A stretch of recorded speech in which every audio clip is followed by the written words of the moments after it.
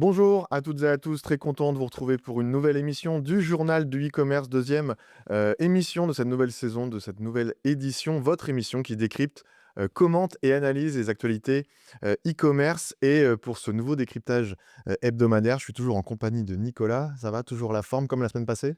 Bah, écoute, au taquet pour, ces nombreux sujets, e-commerce. Oui, ces nombreux sujets e-commerce, n'hésitez pas à vous abonner à notre chaîne YouTube, bien sûr, et à notre podcast. Laissez-nous des commentaires, on y répondra avec plaisir. Et un grand merci à notre partenaire, avant qu'on attaque cette deuxième émission du Journal du e-commerce, notre partenaire Spring GDS qui accompagne le développement de cette émission en sponsorisant cet épisode. On vous ajoute quelques informations sur Spring et on parlera d'eux avec une rubrique dédiée en fin d'émission. Le sommaire que je te propose, Nicolas, pour l'épisode du jour, on va décrypter 3 nouvelles actualités. Pour commencer, on va décrypter le classement des 10 enseignes préférées des Français, classement qui vient de sortir. Ensuite, je te propose de parler d'un autre classement, d'un autre top 10, celui des marques les plus visitées en France en février 2025. C'est très récent aussi. Et puis, on terminera par évoquer la loi anti-fast fashion qui a été reportée au Sénat. Est-ce que ça te va? Est-ce qu'on peut débuter? Un programme très dense, je pense qu'on va apprendre pas mal de choses, donc ça va être, intéressant de se plonger dans ces classements et ces analyses. Et bien justement, je te propose qu'on se plonge dans cette première actualité, les 10 enseignes préférées des Français et les tendances émergentes du retail. C'est la 14e édition du Retail Proposition Index qui offre une analyse approfondie des préférences des consommateurs français en matière de retail. 48 000 consommateurs ont été interrogés pour évaluer pas moins de 568 enseignes, hein, c'est précis, ça fait du monde, avec évidemment plein de critères. Le podium de 2023, c'était Decathlon Picard Grand Frais. Première question pour toi, Nicolas. Elle est toute simple. Est-ce que ce podium a changé? Oui, pas mal d'évolutions, alors j'invite l'ensemble des personnes à découvrir le classement, Mm, sur notre site, tout à fait. puisqu'il y a tout l'historique au final, sur ces dernières années depuis 2015. Donc on voit un peu l'évolution, des acteurs, Mm, des dynamiques. On voit un acteur qui est toujours présent, c'est Decathlon, ok. en première, deuxième position, depuis, 2017. Donc on sait que Decathlon a une place très importante dans le cœur des Français, Mm, qui a aussi une proposition de valeur, extrêmement forte de par leur gamme de produits, leur accessibilité, des produits, le rapport qualité-prix, c'est vraiment important et ce sont les critères de cette étude. ouais. Et puis, une évolution, on retrouve, Aromazone en deuxième Ok. position, donc un acteur pure player Mm, qui se distingue. Donc, vraiment une grosse surprise, hein, par rapport, d'accord. aux autres années, de retrouver un acteur, comme Aromazone, mais qui propose une expérience et je pense une satisfaction extrêmement Mhm. forte, par rapport à ses clients. En troisième position, on trouve Amazon, donc, OK. voilà, tu l'as dit avant, c'était Decathlon, Picard, Grand Frais. Là, c'est Decathlon, Aromazone, et Amazon, pour compléter ce podium. Très bien, et quels sont les grands enseignements, on va dire les grandes tendances, même si je peux dire ainsi, retail, que nous apprend ce top 10? Peut-être en parlant, je ne sais pas, d'éco-responsabilité, d'omnicanalité, d'expérience client ou, d'éthique tout simplement. Est-ce que tu as quelques éléments à nous apporter?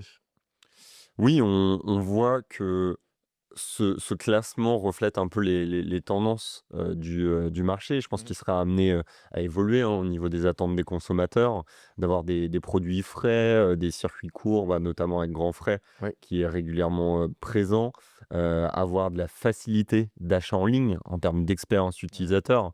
Là, on voit qu'il y a de nombreuses marques qui sont dans cet aspect-là, OK. d'avoir de la simplicité. Et aussi un lien très fort. On voit du Décathlon, du Picard, du Fnac, Cultura, Leroy Cultura, Merlin. ouais. C'est des marques qui sont, intégrées dans l'esprit des Oui, Français, tout à fait. où il y a un relationnel très fort et aussi c'est des marques qui ont su prendre le virage, du e-commerce, Mmh. avec des logiques de drive, avec des logiques, complémentaires et omnicanal.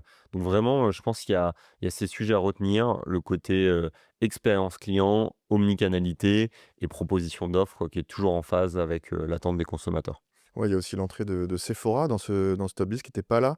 En 2023, il y avait Yves Rocher, mais là, Sephora a fait son entrée. Puis, tu parlais aussi de ces enseignes qui ont su s'adapter, au digital. Il y a Leclerc qui est toujours présent aussi, dans ce top 10, qui était un petit peu mieux classé sur 2023, mais voilà, Leclerc est toujours là avec, comme tu le disais, des Leroy Merlin, des Cultura, des Fnac. On vous met tout ça sur e-commerce nation, hein, c'est déjà disponible, mais allez, vous renseigner un petit peu plus sur ce top 10. Et justement, dans cette étude, il y a aussi évidemment, le bilan des attentes, des consommateurs. Tu as déjà évoqué quelques éléments tout de suite, mais Hem, surtout sur des critères de choix de produits, est-ce que tu peux nous détailler, voilà, ces attentes, de 2024 peut-être versus celles de 2023? Est-ce qu'il y a eu beaucoup de changements et cetera? Ouais, c'est assez intéressant à lire, hein, et je recommande l'ensemble des personnes à découvrir l'étude directement, via notre site, mais vous avez tout le détail Mmh. aussi, sur le site, de ce Retail Proposition Index, où on se rend compte d'un classement par, secteur. Mmh. Donc on comprend un peu plus la méthodologie. Derrière, il y a 12 facteurs, et donc c'est ce qui va illustrer les attentes des consommateurs. Hem, Notamment sur, les prix accessibles. Mmh. On voit que des plateformes, comme, Temu, comme Amazon, s'en sortent extrêmement bien. Et puis après sur, de la relation client, sur de la satisfaction, là, des acteurs pure player, sortent leur épingle du jeu, des Aromazone, voilà, Bien on sûr. l'a vu, donc c'est intéressant de voir que ce classement fait un peu une synthèse et une moyenne de l'ensemble des critères, mais ce que je trouve vraiment pertinent, c'est de se pencher sur chacun des critères, et sur leur site, vous voyez, le classement par rapport à chacun de ces critères pour voir, comment vous pouvez, vous distinguer sur une industrie. Si vous êtes un pure player, bah, voilà, d'avoir cette flexibilité-là, d'avoir une expérience client, intuitive, de la personnalisation, c'est ce qui va vous permettre de vous différencier, dans un marché. Donc, voilà, les attentes évoluent, on le sait, on l'a vu aussi, dans nos précédentes analyses sur des classements. La partie, seconde main, la partie reconditionnement est une attente extrêmement forte, sur le marché Mmh. français. Les Français apprécient des plateformes comme Leboncoin, comme Vinted Mmh. aussi, et ça, c'est une spécificité, française. Donc, voilà, ça illustre ça, et je pense que ces acteurs-là vont devoir se renouveler, se re-questionner. On le voit, hein, des plateformes, comme Decathlon, on en parle régulièrement, mais Ouais, de la seconde main, ils essayent de l'intégrer beaucoup tout à fait, plus ouais. dans l'expérience client omnicanal, dans les boutiques, mais aussi, sur le site e-commerce. Du Fnac aussi, il y a beaucoup plus de Mmh. propositions sur leur Mmh. site sur de la seconde main.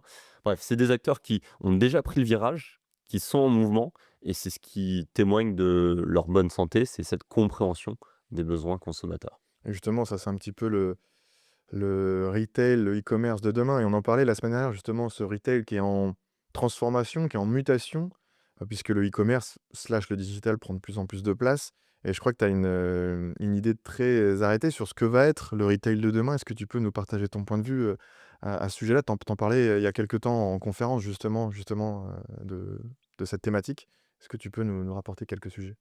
Ouais, on a souvent tendance à opposer les 2, retail et Ouais. e-commerce. Alors bien sûr que c'est complémentaire, tout le monde le sait.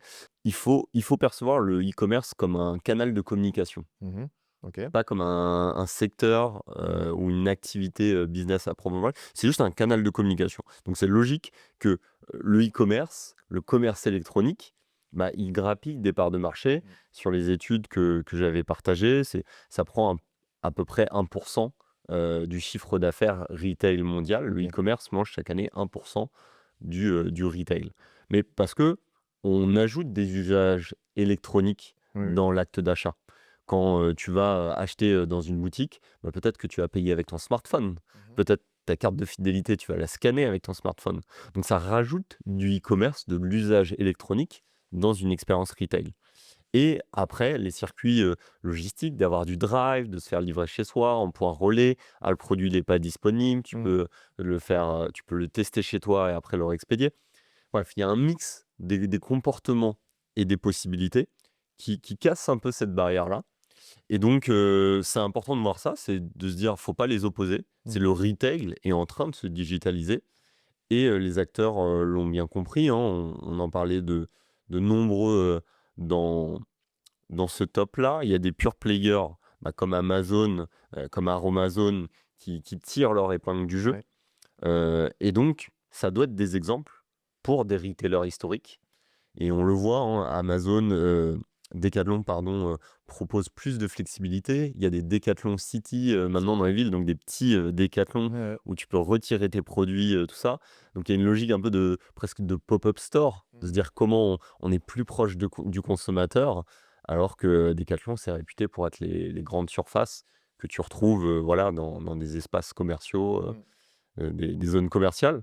Donc voilà, cette flexibilité-là et cette compréhension et puis, il y a des acteurs qui ont vraiment pris le virage. Là, on voit, des Leroy Merlin, qui Mmh. sont, des grandes places de marché, qui considèrent vraiment la lifetime value d'un client, vraiment le cycle, de vie d'un client, de valeur client, à travers l'ensemble de ces canaux. On se OK. dit: «Ah, j'ai capté des nouveaux clients peut-être avec mon offre marketplace que j'ai, sur internet et ben, ça va me permettre, de les convertir après en boutique». Mmh.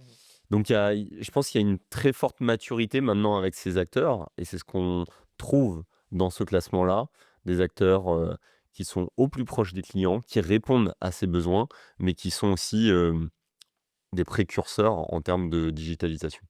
Très bien, bah, merci pour, tous tes retours et ce point de vue, sur le retail slash le e-commerce, comment tout ça va évoluer, dans les prochains mois. On suivra ça aussi sur e-commerce nation. De toute façon, dès qu'il y a des choses à dire sur le secteur, on vous les partage. On en a terminé avec cette première actualité, c'est OK pour toi? Est-ce que tu as d'autres choses à nous apporter ou on passe à l'actualité numéro 2? Non, très complet. Voilà, j'invite, encore une fois toutes les personnes à découvrir l'étude. Oui, Là, c'est une moyenne, donc les moyennes, c'est toujours à prendre avec du recul. exactement. Mais ce qui est intéressant, c'est que vous avez vraiment 12 critères. Alors, je peux peut-être, vous les citer, pour avoir une Allez. compréhension un peu de ce classement-là. Il y a le rapport qualité-prix, la qualité produit, prix bas, profondeur de choix, la convenance des produits, le côté tendance des produits, OK. la facilité d'achat, la pertinence, d'expérience d'achat, l'impact environnemental, le service client, la fidélisation. Donc si vous souhaitez, découvrir quels sont, les tops acteurs selon cette étude qui a étudié, 48 000 consommateurs, ce qui est vraiment une étude, Ouais, très assez conséquente poussé, ouais. pour le coup. Voilà, je trouve que ça donne plus d'enseignements de voir par Mmh. verticale sur ces critères-là. Très bien, et bah, le message est passé. Bah, je te propose qu'on, continue avec l'actualité numéro 2 et cette deuxième actualité, c'est un autre top 10.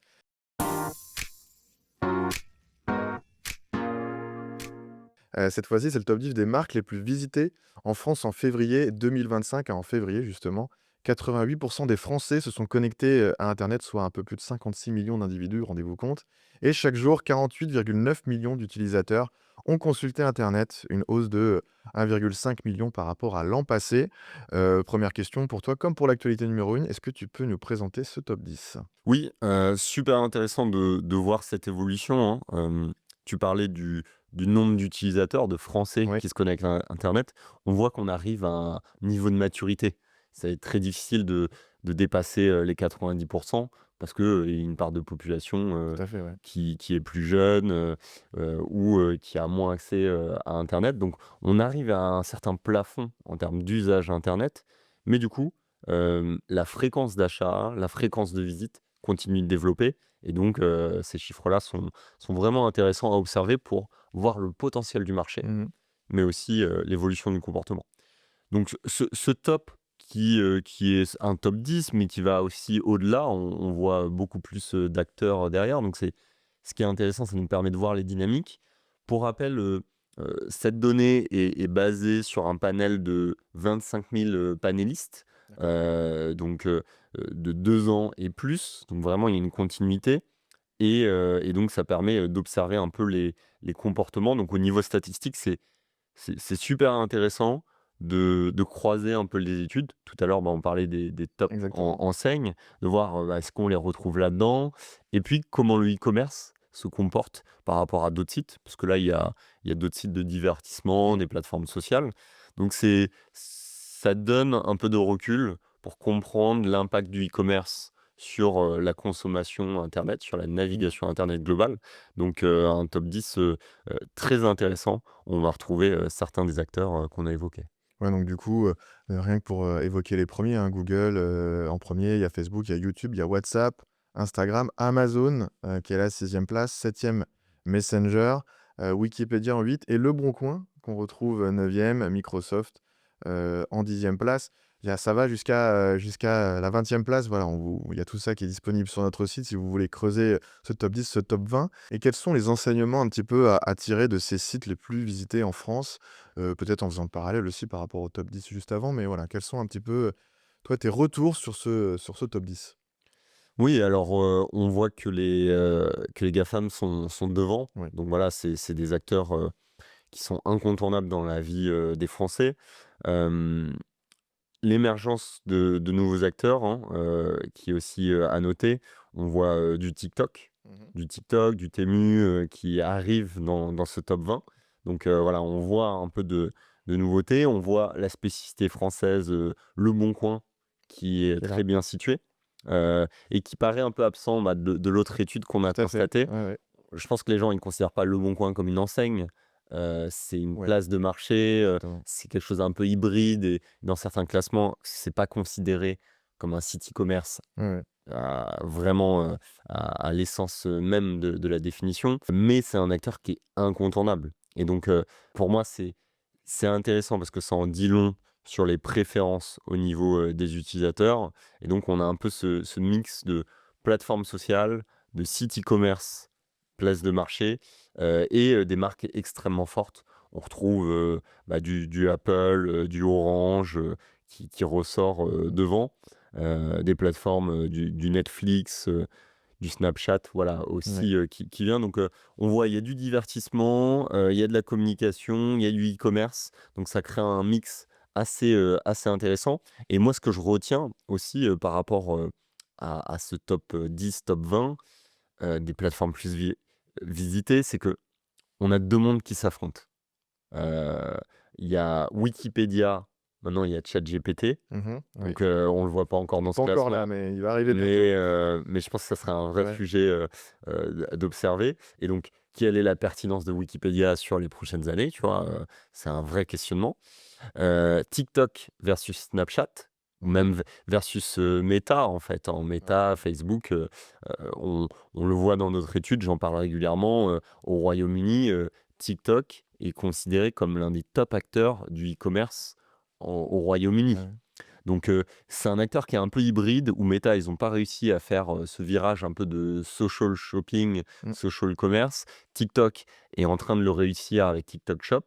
À voir comment ça va se passer, dans les prochains mois parce qu'ils viennent juste de lancer, TikTok Shop sur le marché français, mais c'est extrêmement prometteur pour les marques et on parlait de Leboncoin et là, il y a un acteur qui n'apparaît pas encore dans ce top 20, Vinted. et oui, Et donc, oui, quand on voit Le Bon Coin aussi fort dans le marché français, voilà, donc, c'est ça qui m'a sauté aux yeux en voyant, ce listing. Je me suis dit: «OK, c'est un listing un peu de transition», parce que je pense qu'il y a des acteurs qui sont déjà en place et que dans le prochain rapport de médiamétrie, on va observer, ces nouveaux, acteurs prépondérants. ouais, on vous le partagera le prochain, rapport justement. Peut-être on en discutera, dans ce journal du e-commerce pour comparer avec, celui qu'on vient de décrypter à l'instant. Oui, voilà, tu parlais de TikTok, c'est 16e, Netflix 20e, mais il y a aussi des sites pratico-pratiques, j'ai envie de dire. Il y a Doctolib qui est 12e, il y a, tu disais Orange, mais il y a aussi, France Info 17e ou, l'assurance maladie 18e. Donc voilà, il y a vraiment un petit peu de tout dans ce top 10. Tu as déjà évoqué certaines marques qui, avaient potentiellement, beaucoup de chance, peut-être par la suite d'intégrer ce top 10, ce top 20. Tu me parlais de Vinted. Moi je dis Vinted, mais voilà. ChatGPT, est-ce que tu as d'autres, exemples comme ça qui, pourraient très bientôt faire leur entrée dans ce classement? Ouais, on a de nombreuses, places de marché, hein, qui pourraient figurer là-dedans. Dans nos autres analyses, voilà, il y a des acteurs qui pourraient prétendre. Alors, c'est toujours intéressant de comprendre la Mmh. méthodologie. Là, on l'a dit, c'est à travers des panélistes, ils ont, sondé, ils ont, la possibilité, de scanner aussi, certains sites et d'apporter, une donnée complémentaire. Donc voilà, c'est de comparer par rapport à d'autres sources, des études comme, SimilarWeb, des retours aussi comme la FEVA, de Ouais. comparer un peu ces classements et donc quand on met en parallèle et ben, on peut se questionner, est-ce qu'il n'y a pas d'autres acteurs complémentaires, qui peuvent être intégrés dedans? Hem, donc voilà, on les a vus dans notre première actualité, hein, des acteurs comme Leclerc, des acteurs comme Fnac, comme Decathlon, je pense que génèrent pas mal de trafic Mmh. et de voir aussi la méthodologie par rapport aux apps. Donc là, on voit du WhatsApp, du YouTube qui ressortent dedans, mais il y a des applications où c'est plus compliqué de monitorer, le trafic. Ouais. On sait que c'est, un sujet pour cette méthodologie-là, heu et donc voilà. Ce que je trouve intéressant, c'est peut-être de regarder de manière un peu plus, proche les acteurs e-commerce pour voir ceux qui performent et puis, ce qu'on disait, bah, les nouveaux acteurs. Heu, il y a Amazon qui a lancé Amazon All Oui. aussi, on en a parlé sur notre site, donc qui est un peu l'équivalent, d'un Temu. Il y a du AliExpress, Mmh. ce genre d'acteurs, voir comment, ils se positionnent dans ce listing et il y a des sites qui sont, multilangues. Donc en fait, de segmenter un peu l'audience, c'est pas forcément simple. Bah, que ça soit Amazon, du Nike, du AliExpress. Yes. Parfois, c'est difficile de segmenter dans leur méthodologie, les audiences.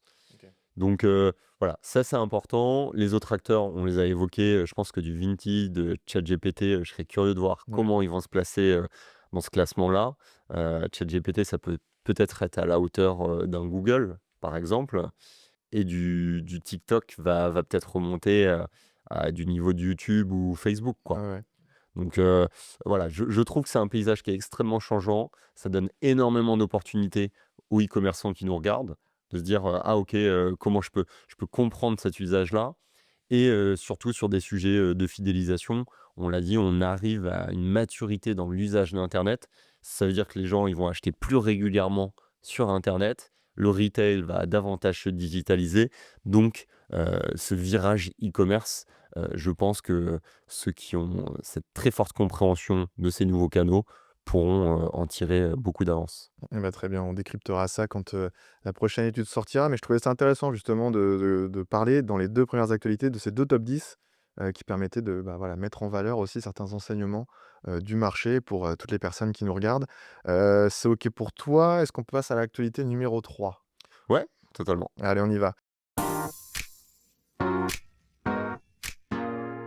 Pour terminer, c'est la loi anti-fast fashion, hein, qui a été reportée au Sénat. Pour rappel, la fast fashion, c'est une branche de l'industrie vestimentaire, fabriquant des articles de grande consommation, produits dans des, quantités massives, à des prix, très peu coûteux, hein, presque défiant toute concurrence, pour être vendus à des prix très bas, du coup.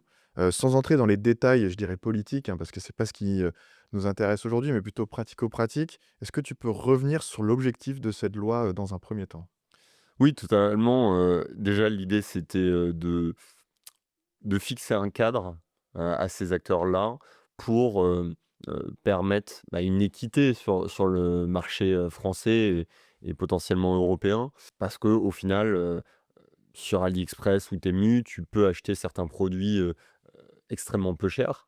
La livraison, le prix du produit est beaucoup moins cher que le prix, logiquement, de la livraison. On parlait la semaine passée de ça justement, Il ouais. y a une certaine incohérence par Mmh. rapport à ça. Donc c'est de ramener un cadre et une certaine logique parce que les consommateurs, ils comprennent pas et ils vont, acheter, le moins cher et en plus ces plateformes-là, bah, font beaucoup de publicité, Mmh. donc tirent les coûts d'acquisition, vraiment, vers le haut, et donc voilà, ça plombe un peu, les règles du jeu pour l'ensemble des acteurs, e-commerce, que ça soit en France, et en Europe. Donc c'est, de ramener un peu de normes, on en a parlé, l'exonération des droits de Ouais. douane, sur les petits colis, ce genre d'éléments. J'invite les gens à retrouver notamment, notre précédente émission, à ce sujet, heu et donc de se focaliser un petit peu sur, comment on met, un petit peu plus de barrières à l'entrée pour que ces acteurs, arrêtent de pratiquer, des pratiques presque de dumping, quoi. Ouais. Tu dis, «OK, je vends, presque à perte, juste pour récupérer des parts de marché et derrière après, je pourrais, développer mon positionnement» et ces plateformes font évoluer leur positionnement par la suite. Donc je pense que vraiment le sujet de cette loi, c'est de mettre des garde-fous, fixer un cadre, et pouvoir respecter les consommateurs, qu'ils aient encore, un degré de rationalité par rapport à leur achat pour que des entreprises, qui soient françaises ou européennes, puissent aussi avoir leur chance. Ouais. Parce que, voilà, en termes de prix, quand c'est 10 fois moins cher ou 20 fois moins cher, c'est sûr que le consommateur, il va pas se poser, beaucoup de questions, pour acheter. On peut presque parler de concurrence déloyale au final. Exactement et c'est ce qu'on a vu, dans notre premier JDE de cette année, c'est, quand on voit la courbe qui est Mmh. exponentielle d'importation, en Oui, oui, dehors de importation. l'Union européenne et vis-à-vis de la Chine, c'est stratosphérique, quoi. Mmh. on est sur des taux qui sont vraiment exponentiels. Donc, il faut le faire. Il faut le faire dès maintenant. Et donc là, le fait qu'ils décident de reporter Ouais, c'est ça. cette loi, c'est un vrai sujet parce que, voilà, il y a un contexte qui est vraiment instable. Alors, encore en plus avec les actualités aujourd'hui, les droits de douane Ça va vite, oui. des États-Unis, ça distribue un peu toutes les cartes. Donc à voir, je pense que c'est intéressant pour le coup que ça soit réfléchi dans le contexte actuel pour se dire, comment l'Europe va se positionner, par rapport à la Chine. On va être, je pense, un partenaire essentiel pour, ces sujets e-commerce, Mmh. mais de trouver des synergies qui viennent pas affaiblir nos marchés intérieurs, mais qui créent des très fortes synergies avec la Chine, avec des échanges, que ce soit, avec nos savoir-faire, et avec aussi, nos consommateurs. Donc, voilà, on sent que les cartes ont été redistribuées sur ces derniers mois. Ouais. Et donc là, il y a un nouveau jeu à jouer. Il y a des nouveaux acteurs plus éco-responsables. Il y a des nouveaux acteurs de la seconde main pour le marché français. Donc c'est une très bonne chose. Il y a des structures qui doivent se réinventer en termes de modèle économique. Je pense que les acteurs européens et français, ils peuvent tirer parti de ça. De se dire, ah, je vais faire du reconditionné. Mmh. J'ai proposé des tarifs vraiment très bas parce que je vais faire du smartphone reconditionné, des produits high-tech reconditionnés. Je vais donner une seconde vie aux vêtements parce qu'on a un savoir-faire et on a cette vision beaucoup plus éco-responsable dessus. Donc c'est une vraie alternative. On peut proposer quelques produits chinois, mais ça ne doit pas être porte ouverte Mmh. à tout et n'importe quoi. Donc voilà, il y a un tissu économique, je pense, qui est en train d'évoluer, de se restructurer pour un e-commerce plus responsable et plus équilibré, notamment sur le plan international. Très bien, bah, merci pour ton décryptage. Justement, j'allais le dire, peut-être pour conclure, mais tu as déjà anticipé un petit peu ma question suivante. Donc on va voir si tu as des choses à rajouter. Mais effectivement, ça a été reporté et ça a fait pas mal réagir l'écosystème. Voilà, est-ce que tu as d'autres éléments à nous apporter sur, qui justement, réagit et pourquoi? Par rapport à tout ce que tu viens de dire, tu as déjà dit beaucoup de choses, mais voilà, je sais pas si tu as ou ne serait-ce qu'une petite conclusion à cette actualité? Oui, ça fait réagir parce que je pense qu'il y a urgence. Il y a des secteurs qui sont vraiment en très grande difficulté. Ouais. On l'a vu dans nos précédentes études, il y a une étude de Fox Intelligence Mmh. qui analyse l'évolution, des secteurs sur ce début d'année et notamment sur janvier, 2025. On voit que des secteurs comme l'high-tech et la mode sont, en perte de Ouais. vitesse, sur toute l'Europe. Mmh. C'est pas juste français. Ouais, ouais. Donc il y a vraiment, des secteurs qui sont en crise et des entreprises qui ferment sur ces sujets-là et donc le mal, il est déjà fait et donc c'est en ce sens-là que ça fait extrêmement réagir parce qu'on attend une réaction qui doit être, très directe, très réfléchie aussi pour, développer, pour sauver un peu ces secteurs, dans cette direction. OK. Très bien, bah, merci pour, ton décryptage sur cette dernière actualité et comme je le disais, on a fini, cette revue d'actualité. C'est quoi un petit peu ton mot de la fin par rapport à tout ce que tu viens de nous dire, tout ce qu'on vient d'évoquer ensemble? Ouais, écoute, pas mal de changements, Mmh. donc on sait qu'on est dans un marché qui est en très forte évolution, Mmh. donc je pense que le mot, clé pour les e-commerçants qui nous regardent, c'est faire preuve d'agilité, de tester ces nouveaux sujets et donc il y a des opportunités qui s'ouvrent, on l'a vu sur les nouvelles plateformes, sur l'intelligence artificielle, sur la seconde main, donc voilà, c'est déjà avoir ces sujets en tête et je pense que c'est ça qui est intéressant, dans nos journaux du e-commerce, C'est ça. c'est de voir un peu les tendances de fond, un peu la tectonique des plaques. Ouais, c'est ça. Tu Belle vois, métaphore. pour le moment, tu pas forcément encore un séisme ou quelque chose qui se passe, mais c'est déjà en mouvement. Ouais, ça bouge un peu. Ça bouge un peu. Du Vinted, ouais, on va le voir dans les top classements, du ChatGPT, aussi. Donc voilà, c'est des choses qui sont en place, qui vont continuer de manière extrêmement conséquente. Donc restez alerte de ces sujets-là, parce que je pense que ça va impacter de nombreux secteurs, progressivement, bien sûr. Mais voilà. Et puis reprenez les retours d'expérience, Aussi, l'étude ouais. sur les enseignes, de voir encore une fois quelles enseignes performent le mieux par rapport à quel sujet. C'est super intéressant parce que ça peut vous donner aussi des éléments à intégrer dans votre stratégie, notamment sur des sujets, de fidélisation, d'expérience client. Toujours intéressant, de prendre des cas pratiques. Très bien, bah, merci Nicolas pour, ces nombreux décryptages. Je te propose qu'on parle un petit peu de notre, partenaire maintenant, Spring, qui sponsorise cet épisode et on va parler aussi de l'Amérique latine puisque Spring, a un partenariat exclusif avec Mail Americas. Ça permet aux entreprises françaises, hein, de bénéficier et de pénétrer facilement le marché, latino-américain. Actuellement, plusieurs pays sont, couverts et ouverts: Mexique, Argentine, Colombie, Pérou et le Brésil est actuellement en phase de test, et devrait être disponible très bientôt. On vous donnera tous les détails, dès qu'il faut. Les délais d'acheminement sont très bons. Les colis peuvent arriver en moins d'une semaine, ce qui est bien mieux, que les services relayés, par les réseaux, postaux. N'hésitez pas à aller sur le site de Spring GDS, hein, on vous met tous les liens, qui vont bien pour, savoir un petit peu plus sur cette solution qui peut vous accompagner, dans vos expéditions à l'international. On remercie Spring. Nicolas, est-ce que tu as un petit message pour Spring et leurs équipes? Ouais, un grand merci à Spring de nous accompagner, dans cette aventure. Ça fait, plus d'un an qu'on vous propose ce journal du e-commerce. Là, c'est une toute nouvelle, édition, donc on espère que ça vous a plu. N'hésitez pas à nous dire, en commentaire de la vidéo, voilà, si, ça vous inspire et ça vous apporte. L'idée est vraiment de vous donner, du recul et donc Spring nous permet, Mmh. de vous proposer, cette émission-là, donc voilà, un partenaire, qu'on apprécie énormément de par, leur équipe et leur professionnalisme.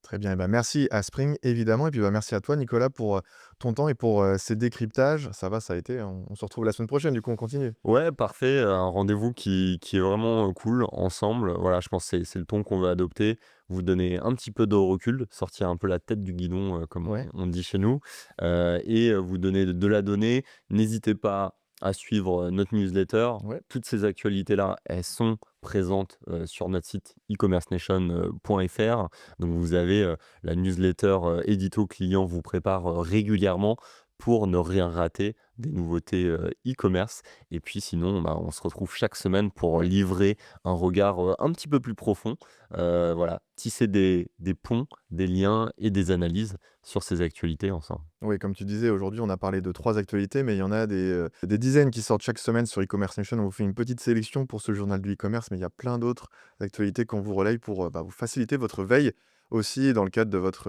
métier, de votre business et donc merci à toutes et à tous d'avoir suivi, cette nouvelle édition et cette nouvelle émission du journal du e-commerce.